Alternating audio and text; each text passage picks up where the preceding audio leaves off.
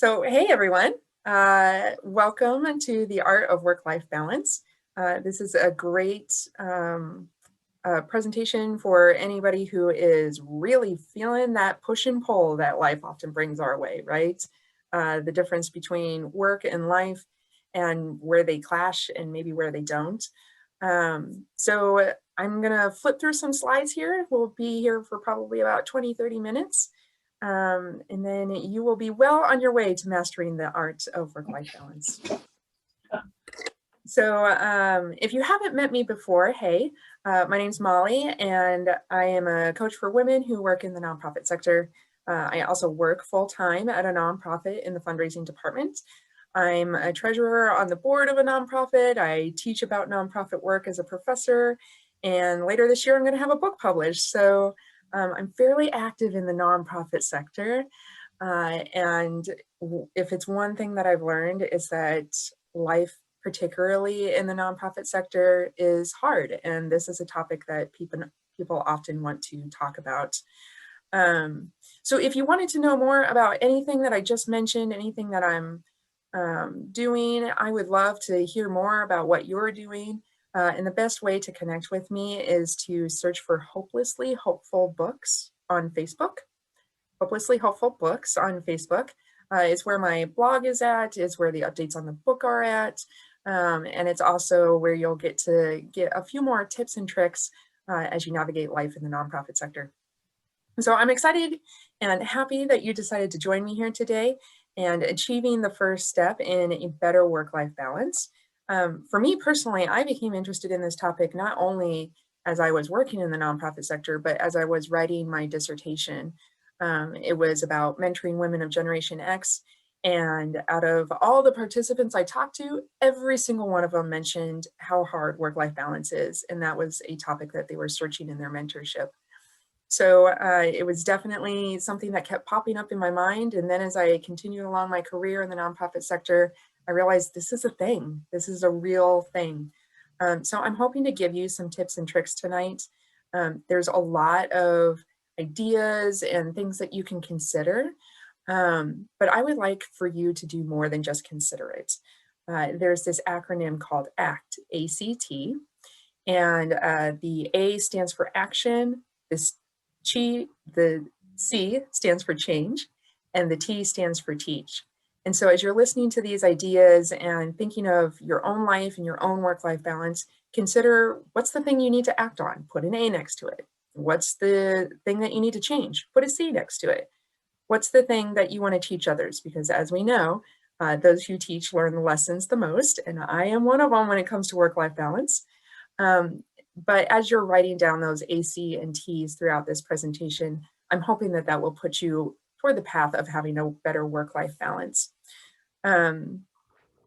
So the research says that men didn't have this struggle when I was looking at my dissertation, and come to find out, they actually do have the same struggle, but they don't call it a balance. It's not one or the other. They actually call it an integration.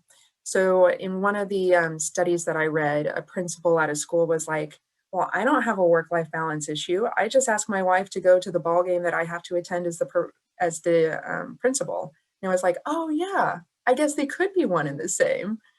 And so I think that if we think about that in terms of integration rather than just a either or, one or the other, that may be useful as we're talking tonight, but just know that I will refer to it as work-life balance because culturally that's what we're used to, and that's the language that you'd be used to hearing as well. All right, so here we go.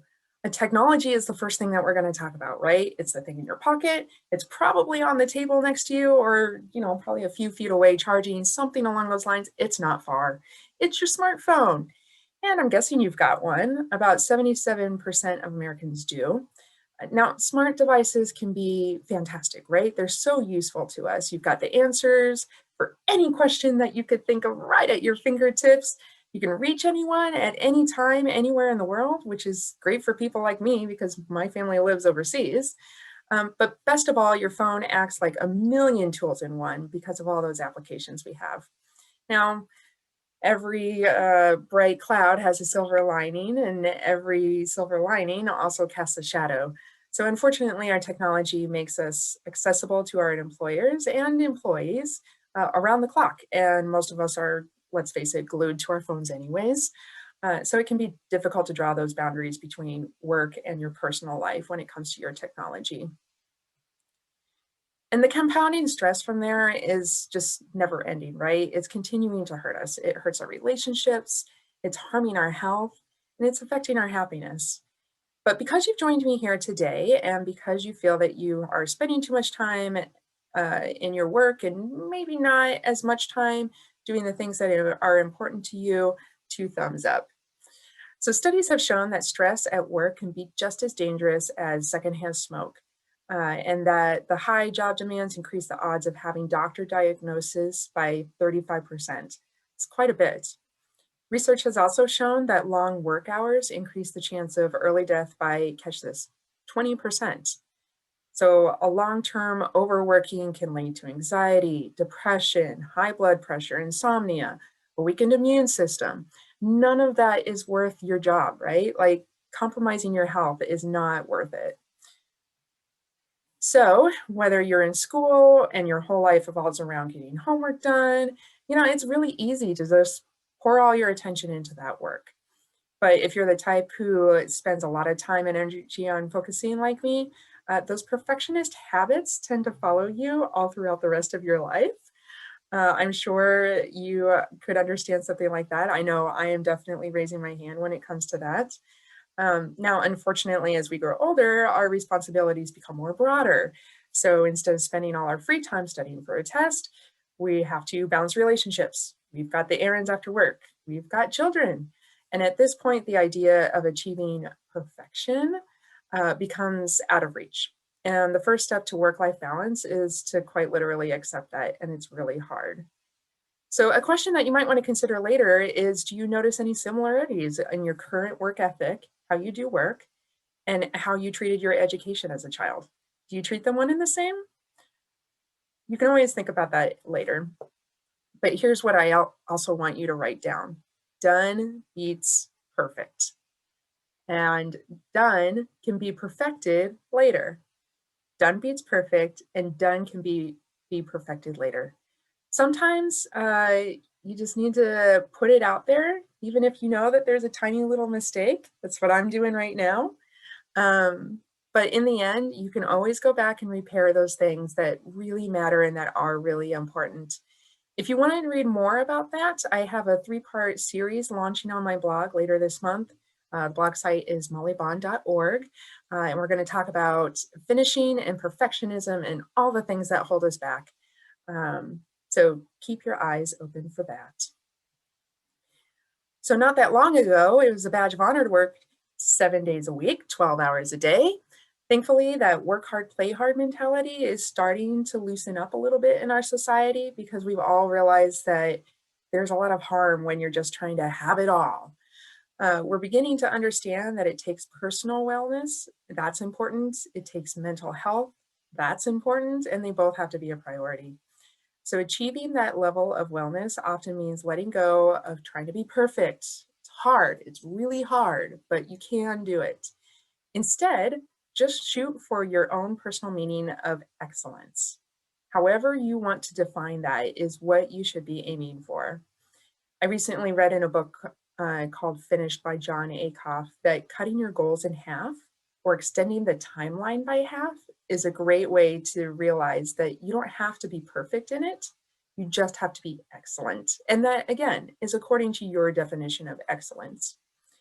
A question you might want to consider is, how do you define excellent for yourself? Everybody will define it slightly differently, but once you have that nailed down, then you have a real goal in all the things that you work toward. A second step to achieving some work-life balance is learning when to unplug. For example, deleting your work email off of your phone so you're not tempted to respond during off hours is a great way to establish a clear boundary. I've done that too. Now, of course, you do want to give your colleagues a head up first.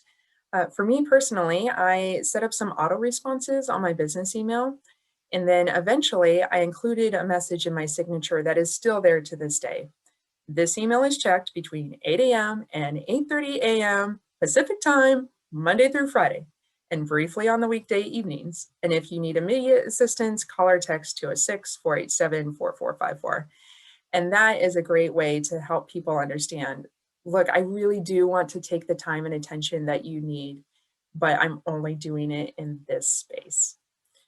Now, understand that there are times when you just have to turn your phone off. Enjoy the moment. That's all right. Those pesky notifications not only interrupt your time off, but they actually send a deeper signal to your psyche. So in your mind, you're alerting the things of all the things unfinished, unfinished, unfinished, the notifications that are unchecked, that little red ball with the numbers in it. And it sends your stress hormones coursing through your system quicker. So by not reacting to notifications, you're actually developing a stronger habit of resilience, and being resilient and being a resilient person, you'll feel a greater sense of control over your life in general. So it's okay. It's okay. It's hard, but it's okay. Now, here's one. Exercise. You knew it was coming. I had to mention it at some point, right? It's not everybody's favorite to hear, but as we know, exercise is a great way to keep your body and your mind in tip-top shape. So when we're busy, we, let things slip. I know I have. We skip meals, we don't make enough time for sleep, and quite frankly, that's a huge problem. One thing that can throw a wrench into our unhealthy cycle and force you to eat and sleep is actually exercise. Consider downloading an app, making a time for a few minutes of yoga every day. My yoga hour is at noon.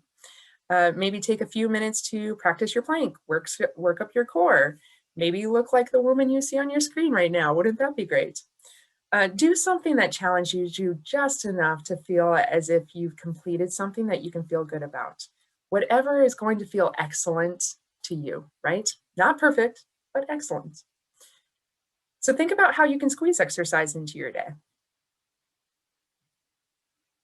Now, the main goal is to find something that you enjoy doing, right? And that makes you feel good after you've got it done.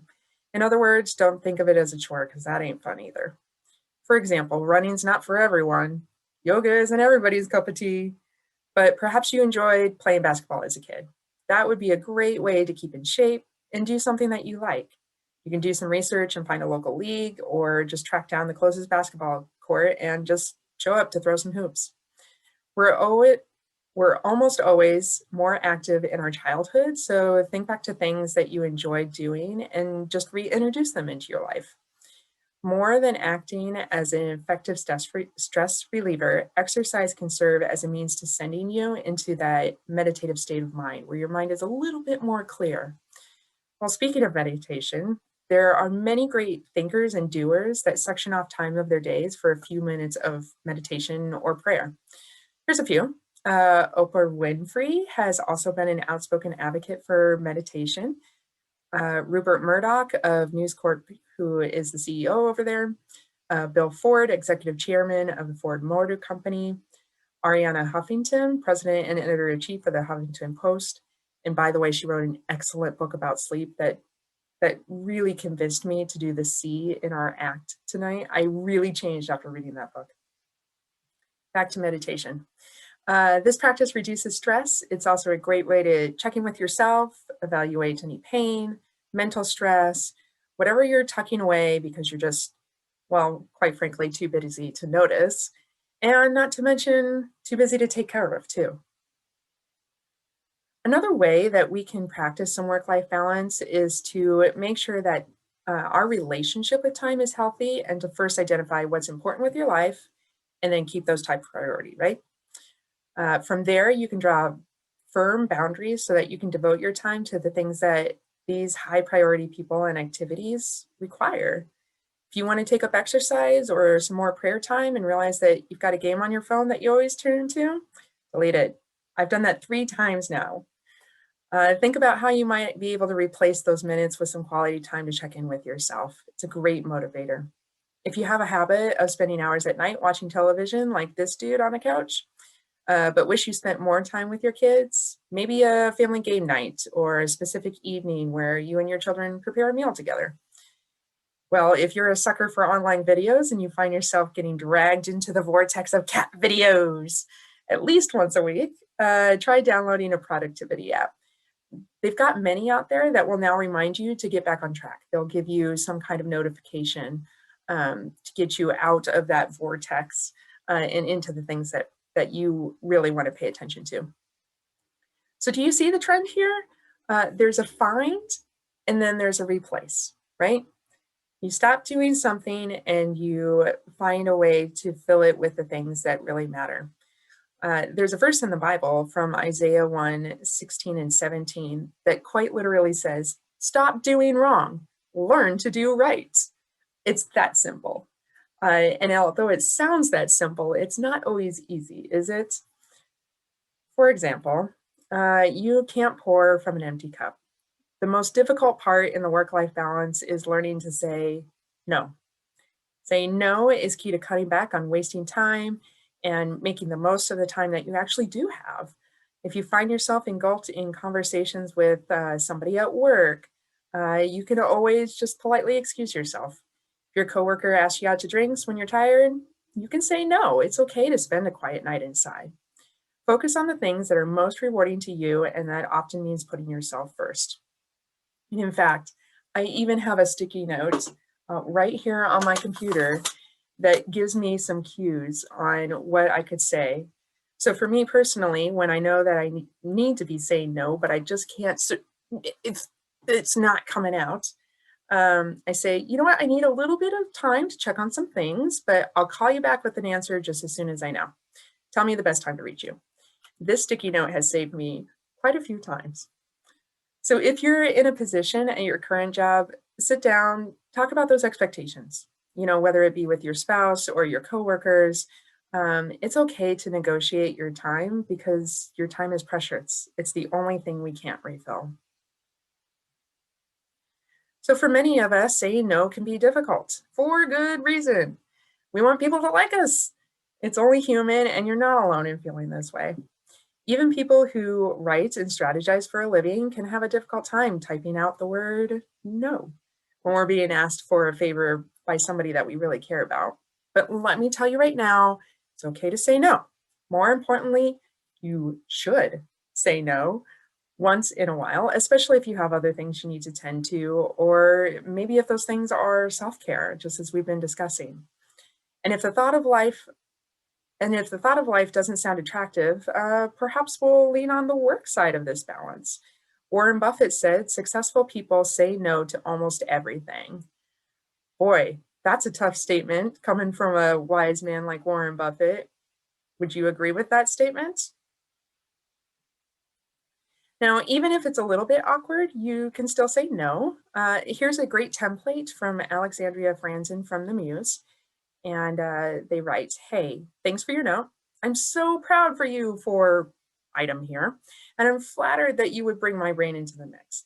I need to say no because it's okay to have a reason, but I would love to support you in a different way.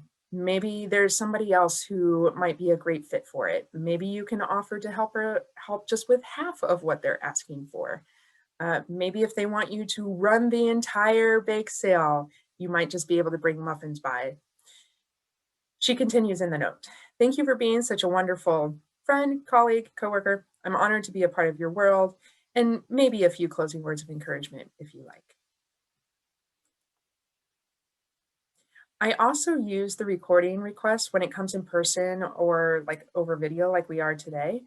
It's the broken record determining what you are willing to say yes to, what you are willing to say no to, the sandwich method, a positive, a negative, and then something positive. All of those ideas come from The Disease to Please by Harriet Baraker, I think it is, Bariker. Another really fabulous resource for you if you are struggling with saying no. So, first of all, let's put normal in an international context, as in, is it normal for humans to work this much? I mean, really? Really? So check this out. The United States ranks 30 out of 38 countries in work-life balance. From the European countries, who, by the way, have a much higher rate of happiness, the Netherlands get the following perks: 4-hour workdays, 29 hours per work week. Paid vacations, maternity, paternity leave. The right to reduce hours to part-time without losing their job. How about Denmark? They have their choice of when to start their workday and when to work from home. A minimum of 5 paid vacation for all workers. France, they have a policy encouraging employees to disconnect from work email while away from work, and 25 federally mandated vacation days per year.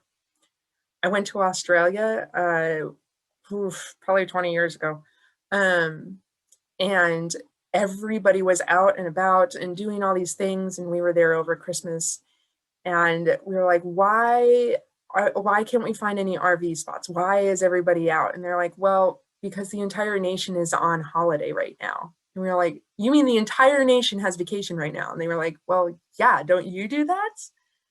So there are many other countries that find ways of having work-life balance and encouraging work-life balance. So now that we know that, and we think about America, how do you feel about this idea of normal now? So not only do employees benefit from better work-life balance, but quite frankly, employers do too. The numbers show that employees that prioritize work-life balance, quite frankly, rank in more profits. But how does that work? Well, when employees are overworked, they get burned out. They get some considerably less done in the workplace. And studies have shown that the stress and fatigue of burnout can actually lead to brains that look like they're asleep, like asleep brains at work while the eyes are open.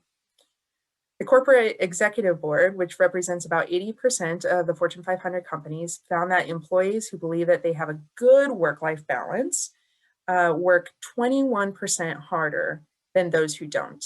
And that's after researching 500,000 global workers. So I think that's probably stats that we can trust. Now, it's costly to replace workers because when the company loses productivity, when a worker leaves a job, and then inevitable learning curve of the next worker can make a company lose more money. One study found that more than 1 in 4 employees at organizations who perceive no support for work-life balance plan to leave their employer within the next 2 years. For workers who felt that their employers did support a work-life balance, only 17% planned on leaving. 89% of HR professionals reported an increase in employee retention once they started implementing flexible work plans. Now, this is true proof that the importance of this work-life balance really does affect productivity in the workplace. I'm an employer. What can I do to encourage work-life balance? Well, I am so happy you asked. Here's a list of things that you might consider doing as an employer. Offer flexible hours. If they can start the day earlier and get work done, that's all right. If they want to work 4 10-hour days and have Friday off, could be an option. Allow them to work from home if appropriate. Of course, in a pandemic world, that may be a must. You can offer more time off, especially when it comes to maternity and paternity leave. Understand that by supporting your employees, you're supporting your business too.